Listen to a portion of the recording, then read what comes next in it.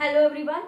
तो स्टूडेंट्स, हमने कल के लेक्चर तक पॉलिनेशन कंप्लीट किया था। तो हमने क्या देखा था, पॉलिनेशन में क्या हुआ था, जो पोलन ग्रेन्स है वो एंथर से स्टिग्मा पे आके रिसीव हो गए थे, है ना। पोलन ग्रेन्स की ट्रांसफर हो चुकी थी। आज हम पढ़ेंगे उसके आगे का फेट की जो पोलन ग्रेन्स रिसीव हो गए वहां पे स्टिग्मा पे, उसके फर्दर का प्रोसेस क्या होगा। आज हम उसके बारे में स्टडी करेंगे, ठीक है।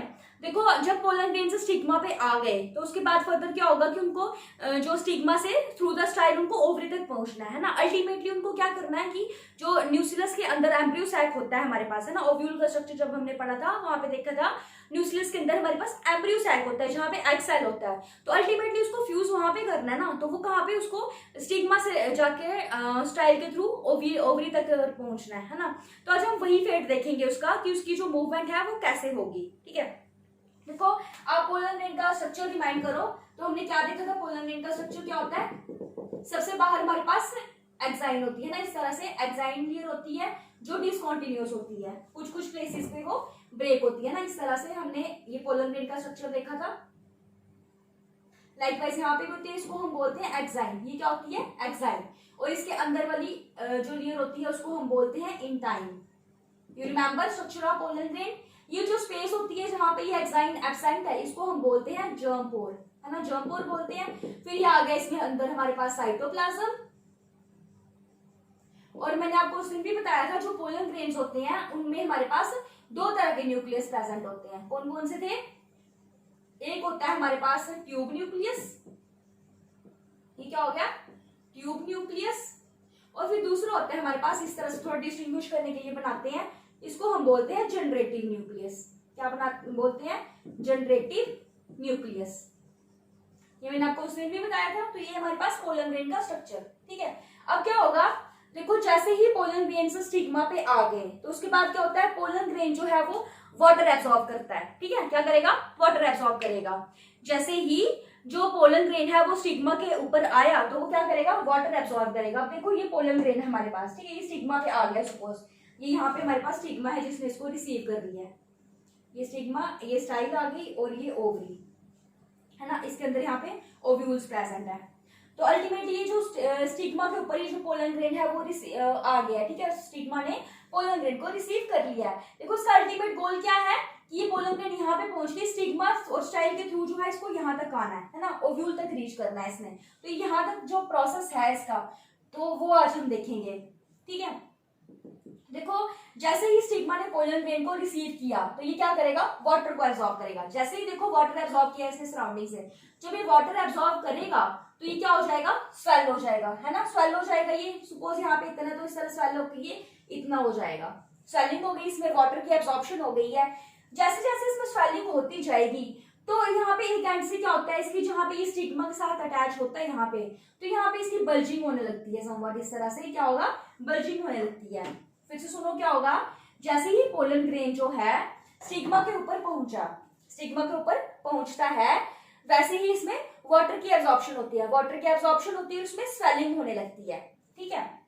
देखो, ये क्या करता है पोलन ग्रेन, जैसे ही वाटर को एब्जॉर्ब करेगा उसके बाद इसमें कुछ एंजाइम्स जो है वो रिलीज करता है। क्या करता है, एंजाइम्स रिलीज करता है, मेनली प्रोटीएसेस रिलीज करता है। क्या करेगा, प्रोटीएसेस रिलीज करता है। वो क्यों करता है प्रोटीएसेस रिलीज, ताकि ये जो स्टिग्मा की ये जो लेयर है, स्टिग्मा की जो वॉल है, ये ब्रेक हो सके इस तरह से, ठीक है। इस तरह से ये ब्रेक हो सके, तो प्रोटीएसेस रिलीज करेगा ताकि जो स्टिग्मा की लेयर है वो डिसॉल्व हो सके, वो लेयर ब्रेक हो ताकि ये एंटर कर जाए उसके अंदर, ठीक है। जैसे ही प्रोटीएसेस एंजाइम्स रिलीज हुए तो इनके बीच में एक रिकॉग्निशन सेंटर बन जाता है। क्या बन जाता है, रिकॉग्निशन सेंटर। रिकॉग्निशन सेंटर मतलब कि यहाँ पे देखो, स्टिग्मा की वॉल भी डिसॉल्व हो चुकी है और यहाँ पे हमारे पास पोलन ग्रेन जो है इसके पास आ चुका है, बिल्कुल। मतलब एक तरह से इन्होंने एक दूसरे को रिकॉग्नाइज कर लिया है, ठीक है। मतलब इस तरह से आप समझ सकते हो कि इनके बीच में रिकॉग्निशन सेंटर बन जाता है कि अब जो स्टिग्मा और पोलन ग्रेन्स है वो बिल्कुल एक दूसरे के पास आ चुके हैं, ठीक है। क्या मतलब हुआ कि स्टिग्मा और जो पोलन ग्रेन है वो बिल्कुल एक दूसरे के पास आ चुके हैं, प्रोटीएसेस रिलीज हुए हैं और वो जो लेयर है उसकी स्टिग्मा की वो डिसॉल्व हो चुकी है, ठीक है। देखो, अब याद करो, क्रॉस पॉलिनेशन मैंने आपको वहां पे बताया था कि जब ट्रांसफर होती है दो डिफरेंट प्लांट्स में तो उनकी जो स्पीशीज होती है वो सेम होती है ना। तो यहाँ पे भी देखो, ये रिकॉग्निशन सेंटर का मेन रोल इसमें भी आता है, ये जो स्पीशीज रिकॉग्निशन में हेल्प करता है। अगर सपोज यहाँ पे किसी और स्पीशीज का पोलन ग्रेन आ गया है, ठीक है, क्या हो गया है, अगर किसी और स्पीशीज का पोलन ग्रेन आ गया है यहाँ पे, तो ये जो रिकॉग्निशन सेंटर है ये नहीं बनेगा, मतलब कि इनकी जो इससे प्रोटीएसिस रिलीज हुए होंगे वो ये इसको ब्रेक डाउन नहीं कर पाएंगे, स्टिग्मा की लेयर को ब्रेक डाउन नहीं कर पाएंगे, ठीक है। तो मेन रोल यहाँ पे रिकॉग्निशन सेंटर का इसमें भी आता है, ये स्पीशीज को भी एक तरह से चेक करता है कि जो पोलन ग्रेन है वो सिमिलर स्पीशीज का है कि नहीं है, ओके। तो देखो यहाँ पे क्या हो गया यहाँ तक कि जब इसने वाटर एब्सॉर्ब किया, इसकी स्वेलिंग हो गई, और स्वेलिंग होने से इसमें कुछ एक बल्ज जैसी फॉर्मेशन हो जाती है, क्या बन जाता है, बल्ज बन जाता है। जैसे ही इसमें बल्ज बनता है उसके बाद क्या होगा, प्रोटीएसिस रिलीज करता है पोलन ग्रेन। जैसे ही प्रोटीएसिस रिलीज हुए तो स्टिग्मा की जो लेयर है इस तरह से ब्रेक होने लगती है, स्टिग्मा की लेयर जो है ब्रेक होने लगती है। अब यहाँ पे देखो ये बल्ज हो गया, ये हमारे पास स्टिग्मा इस तरह से इसकी लेयर ब्रेक हुई है, और ये जो है यहाँ पे एंटर कर गया पोलन ग्रेन, ठीक है, एंटर कर गया। जैसे जैसे ये ग्रोथ होती है इसकी, तो यहाँ पे हमारे पास एक पोलन ट्यूब की फॉर्मेशन होना शुरू हो जाती है इस तरह से। ये जो बल्ज हुई है बाहर की तरफ, ये एक ट्यूब की फॉर्म में जो है ग्रो करने लग पड़ती है, ठीक है। कैसे, यहाँ पे देखो ये हमारे पास है पोलन ग्रेन, है ना, इस तरह से ये पोलन ग्रेन है हमारे पास। जब इसने वाटर की एब्जॉर्प्शन की उसके बाद क्या होगा, यहाँ पे बल्जिंग होगी, और बल्जिंग से इस तरह से कुछ प्रोजेक्शन जैसी डेवलप हो जाती है, यहाँ पे इस तरह से प्रोजेक्शन डेवलप हो जाती है।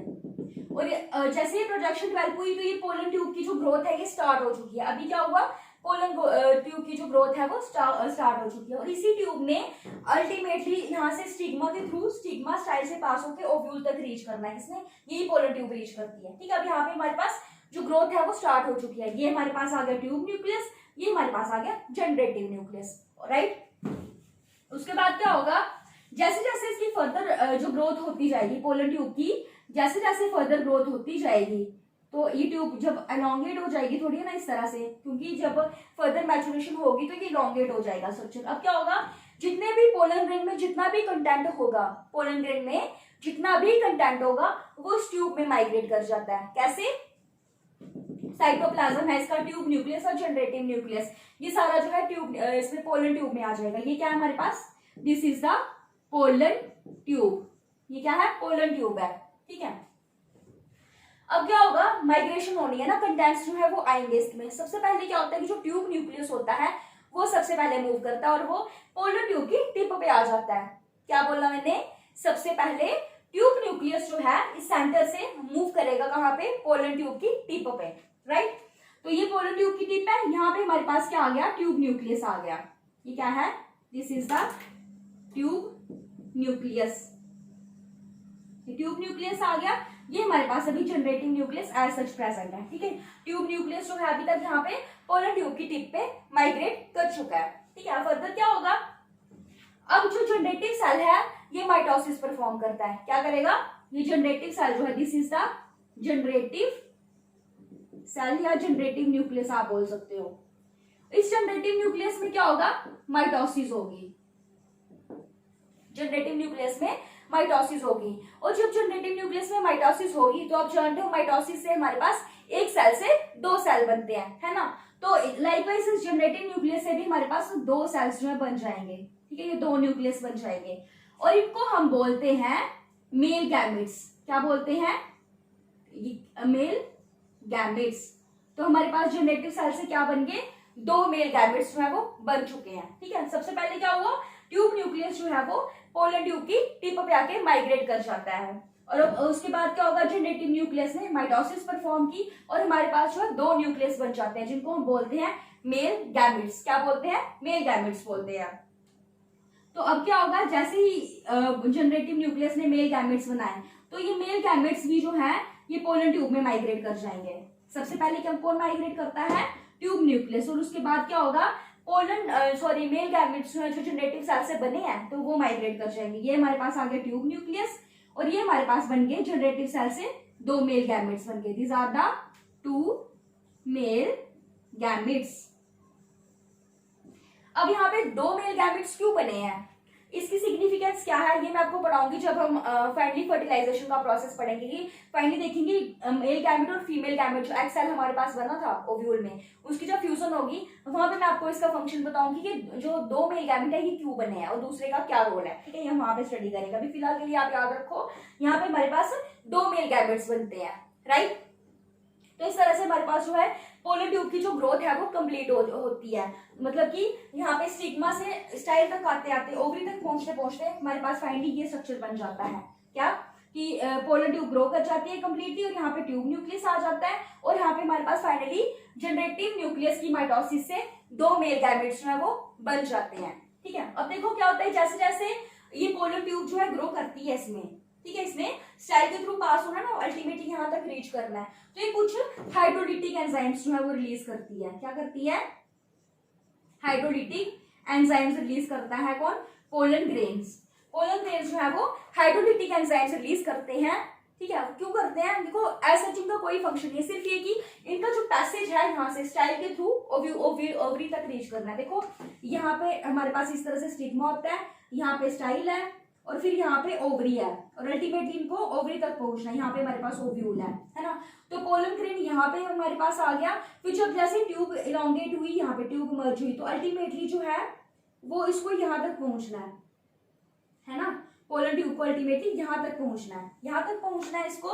तो इसको चाहिए कि इसकी जो एंट्री है इस इतने से पैसेज के थ्रू वो स्मूथली हो जाए, तो इसलिए ये क्या करता है, हाइड्रोलिटिक एंजाइम्स रिलीज करती है ताकि थोड़ा जो मीडियम है वो वेट हो जाए, यानी कि ये जो मीडियम है ये वेट हो जाए और इसकी जो पेनिट्रेशन है वो इजी हो जाए, इन्हें स्मूथली जो है इस ओवरी तक पहुंच पाए। इसका सिर्फ इतना सा सिग्निफिकेंस है। ठीक है, तो हमने देखा इस तरह से जो हमारे पास पोलर ग्रेन है पोलर ट्यूब की फॉर्म में यहाँ ओवरी तक पहुंच गया है। अभी देखो अभी ये सिर्फ ओवरी तक पहुंचा है, अभी हमने आगे का प्रोसेस नहीं देखा इसमें क्या हुआ है, अभी तक ये सिर्फ ओवरी तक पहुंचा है और यहाँ तक पहुंचने पहुंचते हमारे पास जो है 2 मेल गैमेट्स जो है वो बन चुके हैं।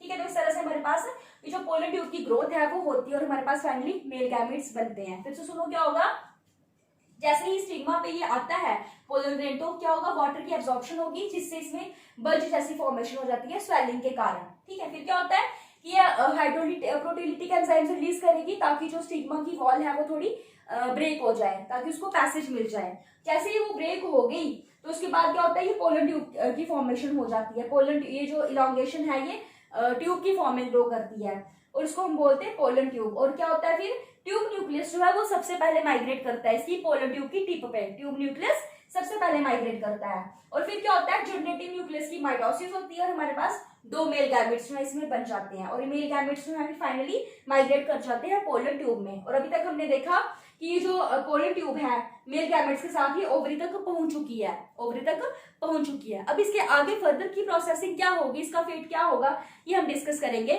नेक्स्ट लेक्चर में। Okay, so this is all about today. Thank you.